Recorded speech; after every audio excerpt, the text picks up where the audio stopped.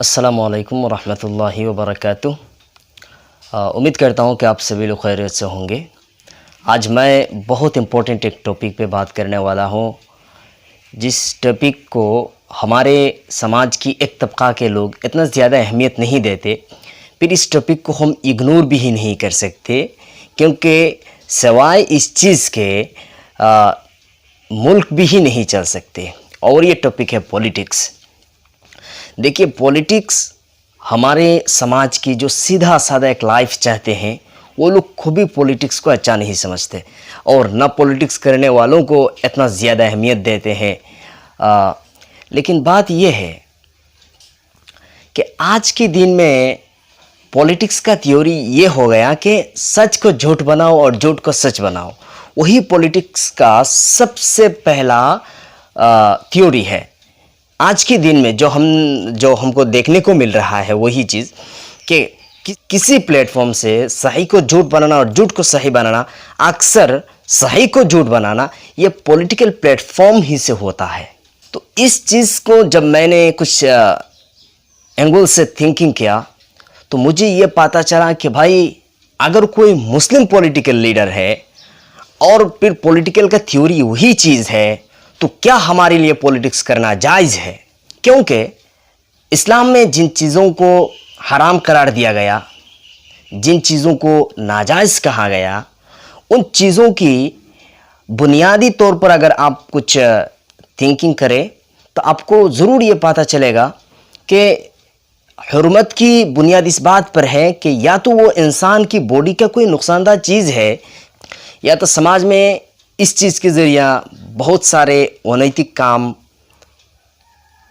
जुल्म, लाचारी, वही चीज़ जिस चीज़ के ज़रिए होते हैं, उनको हराम और नाजायज़ करार दिया गया। तो इस नज़र से अगर हम पॉलिटिक्स को, आज की पॉलिटिक्स से जो चीज़ें हमको देखने को मिल रहा है, या न सच को झूठ बनाओ झूठ को सच बनाओ, वही चीज़ पॉलिटिक्स है, तो फिर इस्लाम की नज़रिया से आज की पॉलिटिक्स अगर ये थ्योरी है, तो आज के दिन में पॉलिटिक्स करना क्या है? इसलिए मैं सोचता हूँ, जबकि सवाए पॉलिटिक्स हम जी नहीं सकते, एक मुल्क चला भी नहीं जा सकता, तो पॉलिटिक्स करना हमारे लिए ज़रूरी है। और इसलिए हमें अपने तरफ से, अपने बुनियाद के एतबार से एज ए मुस्लिम, हमें अपना पॉलिटिकल थ्योरी को तब्दील करना पड़ेगा। क्योंकि देखिए मेरे भाई, सहाबाए कराम ने, ताबीन ने, तब ताबीन ने, उन लोगों ने भी लीडिंग दिया था। वो भी लीडर थे, बादशाह थे, काजी थे। तो क्या वो लोग सच को झूठ बनाया और झूठ को सच बनाया? अगर वो लोग ऐसा किया तो आज के दिन में भी पॉलिटिकल प्लेटफॉर्म में ऐसा किया जा सकता है। लेकिन अगर उन लोगों ने ऐसा नहीं किया तो हमको अपने थ्योरी में सुधारना होगा। दुख की बात यह होती है मेरे भाई कि आज हम जब पॉलिटिक्स में तो हर वक्त कंपटीशन होते हैं, जबकि अब सरकार है बीजेपी का तो कांग्रेस कंपटीशन कर रहे हैं, जब कांग्रेस का सरकार होगा तो बीजेपी कंपटीशन करेंगे, दूसरे जितने सारे पार्टीज़ हैं वो लोग कंपटीशन करेंगे। ये बहुत कॉमन चीज़ है, ये बहुत कॉमन चीज़ है।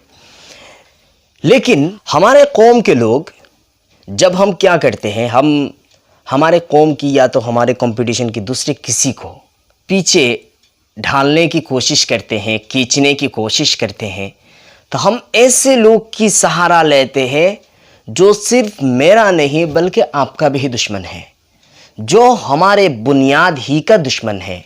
ऐसे लोग का हम सहारा लेते हैं। आज जब बीजेपी गवर्नमेंट में है आसाम में, तो मैंने देखा कि बहुत सारे टीवी चैनलों में कि दूसरे को सारे पार्टी झूठ कर रहे हैं, यूनिटी गठन कर रहे हैं। लेकिन अगर वो देश के गद्दार आसाम के दुश्मन से कांग्रेस ने या तो दूसरे पार्टी ने अलायंस करे, तो ये तो हो नहीं सकता। ना मैं मानूंगा, ना आप मानेंगे, ना और कोई। तो ऐसा ही हम तो एक दूसरे से कंपटीशन करेंगे, ये पॉलिटिक्स है, ऐसा ही होगा। लेकिन हम तो ऐसे लोग से अलायंस करें, कम से कम जो हमारा बुनियादी दुश्मन नहीं है, जो हमारे आपस में झगड़ा कराकर अपना फ़ायदा उठाए, ऐसे लोग से बचकर रहना पड़ेगा। अगर आप फिर भी बाँचने की कोशिश ना करें तो आप हमारे कौम के लिए मुनाफिक है और आप अब्दुल्ला इब्न उबाई की औलादों में से है। मेरे भाई, मैं एक चीज़ समझाना चाहता हूँ कि देखिए, हमें आज जो भी मैं कर रहा हूँ, मान लीजिए कि आप सीएम है, आप पीएम है, आप ऐसे एक लीडर है, ऐसा एक इंसान है आप कि आपकी रिमोट के अंदर सारे वर्ल्ड है, मान लो 5 मिनट के 1 सेकंड के लिए। लेकिन फिर भी हमें इस बात का पूरी यकीन है और हमें मुसलमान होना इस बात पर है कि मुझे एक दिन ऐसा एक विचारीय मंच की कटघरे में खड़ा होना पड़ेगा जिसमें दूध का दूध और पानी का पानी, सही का सही, गलत का गलत निकल आएगा। तो इस दिन आपका क्या होगा? और इस दिन के बारे में बताया जा रहा है, ला युगादिरु सगीरतन वला कबीरतन इल्ला अहसाहा। जिस दिन के बारे में कहा जा रहा है, फमन यअमल मिस्काल ज़र्रतिन खैरन यरा वमन यअमल मिस्काल ज़र्रतिन शर्रन यरा। तो इस दिन पर हमारा यकीन है और इस दिन की वजह से जिस दिन हमारा विचार होगा, अगर ये विचार ना होता तो कोई बात नहीं, लेकिन एक ऐसी दिन है जिसमें मैं आज तक और मेरे आँख को बंद होने तक मैं जो कुछ करूँगा इन सभी चीज़ों का विचार होगा। और इसी दिन को डरते हुए मैं आज मुस्लिम हूँ और मैं पुकारता हूँ कि मेरा खुदा एक है।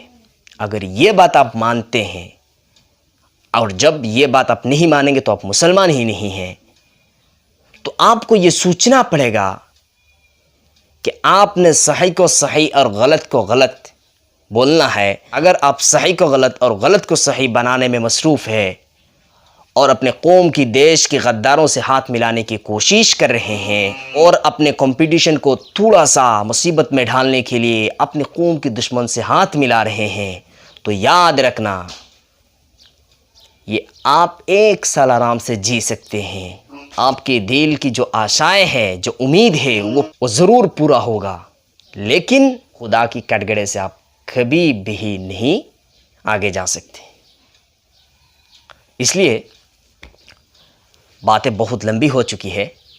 मैं आपको आसानी भाषा में ये बताऊंगा कि सवाए पॉलिटिक्स, आप हो, मैं हो या किसी देश हो, आगे नहीं जा सकता। आप एक IAS ऑफिसर हो जाए, आप कमिश्नर हो जाए, कुछ हो जाए, लेकिन आखिर गवर्नमेंट भी होता है, इलेक्टेड किसी को करना ही पड़ता है। तो जब मसला ऐसा ही है तो पॉलिटिक्स का जो आज का जो थ्योरी है, उस थ्योरी से मैं और आप मुसलमान थोड़ा सा पीछे खींचना पड़ेगा। हाँ, कोई कभी ऐसा मसला पेश आता है कि सही को गलत और गलत को सही, तो ऐसा बहुत सारे क्रिटिकल मसला पेश आता है ना, आता है। तो इस वक्त आपको या तो मुझे दरमियानी ऐसी एक रास्ता निकालनी पड़ेगी जिसकी वजह से कम हम इस दिन खुदा के सामने ये बोल सके कि हम इस दिन ऐसा मुसीबत में थे। इसलिए मेरे भाई, पॉलिटिक्स करना, मैं आज जो भी कर रहा हूँ, मैं खुदा की कसम खाकर कहता हूँ, किसी को सिखाने के लिए, मेरे पावर दिखाने के लिए मैं नहीं कर रहा हूँ, बल्कि मैं जो करता हूँ किसी के नफ़ा के लिए। मैं आज तक किसी इंसान की मुसीबत में डालने के लिए मैं किसी के पास नहीं गया, लेकिन किसी पार्टी को मदद करने के लिए, किसी मज़लूम को मदद करने के लिए, मुसीबत ज़्यादा इंसान को मुसीबत से उठाने के लिए मैंने अपनी कोशिशें जारी रखी और आज तक मैं कर रहा हूँ। इसलिए कम से कम पॉलिटिक्स में कंपटीशन होते हैं, लेकिन ऐसे कंपटीशन में आज के दौर में बाज आनी चाहिए।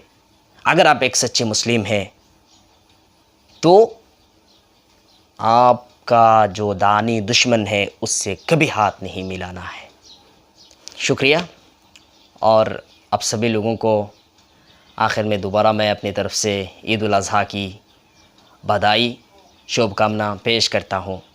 दुआ कीजिए मेरे साथ, मेरे पार्टी के लिए और मेरे अमसा की करीमगंज डिस्ट्रिक्ट और स्टेट कमेटी, मेरे अमसा के हर वर्कर के लिए आप दुआ करें और मैं आपके लिए दुआ करूँगा। और खुशी से ईद उल अज़हा को मनाएं और साथ शांति संप्रीति बढ़ाने की कोशिश करें और अल्लाह से ज़्यादा दुआ मांगे ताकि हमारा कौम और हमारे देश जिस हालात से गुज़र रहे हैं हम उससे नजात मिले। अस्सलामु अलैकुम व रहमतुल्लाहि व बरकातहू।